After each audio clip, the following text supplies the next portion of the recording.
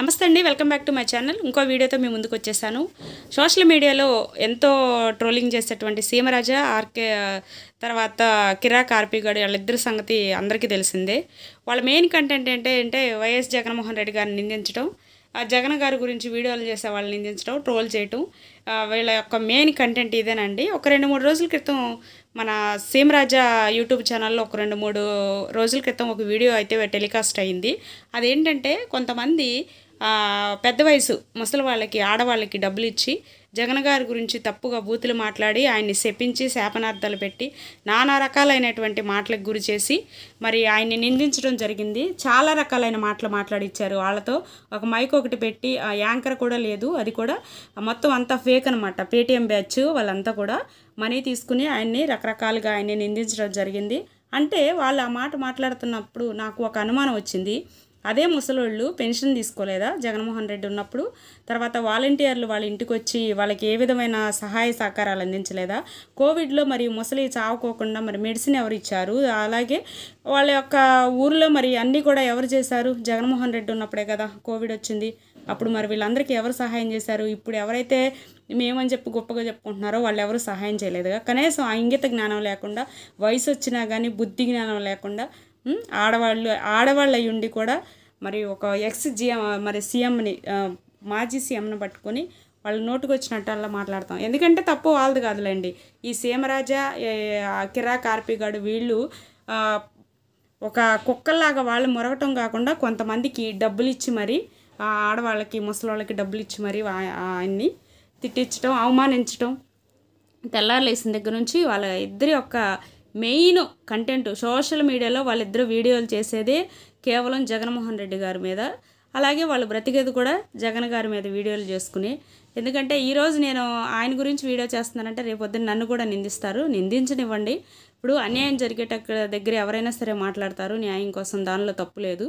నిందించనివ్వండి, నిందించినా కానీ ఇది లేదు. కానీ సాధారణమైన ప్రజలను కూడా ఎందుకని అట్లా లేనిపోని విషయాలన్నీ కూడా తీసుకుని వచ్చి, మొన్న ఒక ఆవిడ మాట్లాడింది సోషల్ మీడియాలో, ఎవరు అదండి సిబిఎన్ గారి గురించి. ఏంటి, ఈ మెడికల్ కాలేజీలన్నీ కూడా ప్రైవేటీకరణ చేస్తున్నారు, మీకు చేత కదా, నువ్వు వచ్చిన దగ్గర నుంచి అంతా ప్రైవేట్ అంటావు, ఏ విషయం చూసినా కానీ నీకు చేత కానప్పుడు నువ్వు సీఎం కుర్చీలో ఎందుకు కూర్చున్నావు అని చెప్పేసి ఆవిడ కూడా మాట్లాడింది సిబిఎన్ గారి గురించి.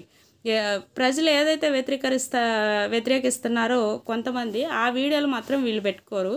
వీళ్ళు జగన్మోహన్ రెడ్డిని కావాలని చెప్పేసి బూతులు తిట్టించేయి, అవమానించే, డబ్బులు ఇచ్చి ఎదురుగా ఆయన్ని ఎవరో సహజంగా నిజంగా ఆయన తిట్టమంటే ఎవరో తిట్టరు, కుక్కలు తప్ప. ఎందుకంటే ఆయన చేసిన మంచి పనులు కానీ అన్నీ అందరికీ తెలుసు.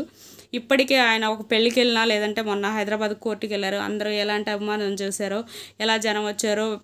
ఒక పెళ్ళికి వెళ్తే పెళ్ళి కూడా విపరీతమైనటువంటి క్రౌడ్, ఆయన కోసం వచ్చే జనాలు. కానీ కొంతమంది ఆయన మీద దుష్ప్రచారం చేస్తున్నారు. ఏంటంటే వాళ్ళందరినీ డబ్బులు ఇచ్చి తీసుకొస్తున్నాడు, నిజమైన అభిమానం కాదని. మరి వీళ్ళు కూడా వెళ్తున్నారుగా పెళ్ళిళ్ళకి, పేరెంటాలకి. మరి వీళ్ళ కోసం ఎందుకని రావట్లేదు జనం? వీళ్ళు కూడా డబ్బులు ఇవ్వచ్చు కదా, వీళ్ళే కదా అధికారంలో ఉన్నది. అధికారంలో ఉన్న వాళ్ళు మరి ఏదైనా చేయొచ్చు కదా. వీళ్ళు కూడా మనిషికి ఒక 1000 రూపాయలు 500 ఇచ్చి అందరిని తీసుకొచ్చి జై జై నినాదాలు చెప్పుకోవచ్చు కదా. వీళ్ళు ఏ పెళ్ళికి వెళ్ళినా సడి ఉండదు, సందడి ఉండదు, చప్పుడు ఉండదు. ఎందుకంటే ఎవరు రారు వీళ్ళ కోసం. వచ్చే మనిషి మీద నిందలేస్తారు, డబ్బులు ఇచ్చి పిలుచుకుంటున్నాడు. అభిమానం డబ్బులు ఇస్తే రాదండి.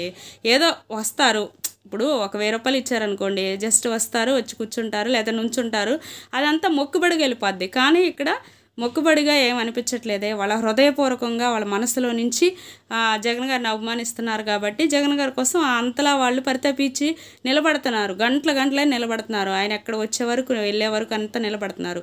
ఈ డబ్బులు ఇస్తే చేయం కదా. డబ్బులు ఇచ్చే వాళ్ళు వేరే విధంగా చేస్తారు. వీళ్ళు హృదయపూర్వకంగా వీళ్ళ మనసులో నుంచి వచ్చిన అభిమానాలు కాబట్టి ఆయన మీద వాళ్ళ అభిమానాన్ని చాడుతున్నారు. మళ్ళీ సీఎం అని చేస్తామని చెప్పి ప్లకార్డులే ప్రదర్శిస్తున్నారు. ఏమో ఒకవేళ ఆయన మళ్ళీ సీఎం అవ్వచ్చు. మరి ఇలాంటి మాటలు ఇవన్నీ మాట్లాడిన వాళ్ళ పరిస్థితి అప్పుడు ఏంటన్నది వీళ్ళకి అర్థం కావాలి, వీళ్ళు గుర్తుంచుకోవాలి. ఏంటంటే ఇప్పుడు తెలియదు కదా మనకి, రేపేం జరగబోతుందో మనకు తెలియదు. ఈ క్షణమే మనది. మరి ఇంట్లో ఈరోజు రాత్రి ఇంట్లో పడుకుంటే రేపు మట్లో అంటారు కదా, తెలియదు కదా.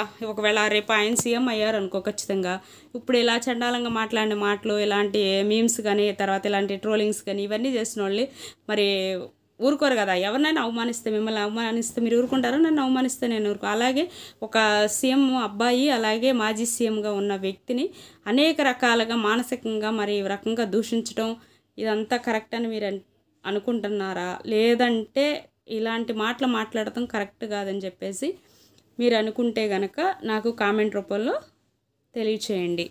Thank you watching.